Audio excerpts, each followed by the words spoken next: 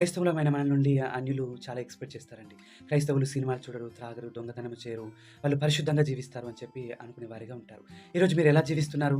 మిమ్మల్ని చూసిన వారు అంటే వాళ్ళు నీతి న్యాయాలు అనుసరించి జీవిస్తారు. వారి జీవితంలో దేవుడు ఎన్నో అద్భుతాలు చేశారు. ఆ దేవుడు వాళ్ళని ఎంతగానో హెచ్చించాడు అని చెప్పి మీ జీవితాలను చూసిన వారు నీవు నమ్మిన దేవుడే నాకు కావాలని చెప్పి దేవుని దగ్గరికి వచ్చేవారిగా ఉన్నారా?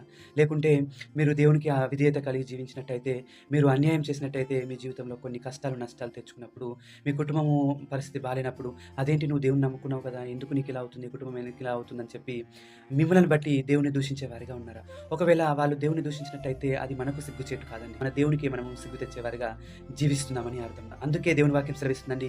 మిమ్మల్ని బట్టే కదా అన్యజనుల ఎదుట నా నామము దూషణ పాలవుతుందని చెప్పి. కాబట్టి దేవుని నమ్ముతున్నాను, విశ్వాసిని అని పిలువబడుతున్న మీరు ఎలా జీవిస్తున్నారు? మీ జీవితాన్ని చూసిన అనేకులు మిమ్మల్ని బట్టి నువ్వు నమ్మిన దేవుడే నాకు కావాలని చెప్పి దేవుని దగ్గరికి వచ్చేవారిగా ఉన్నారా?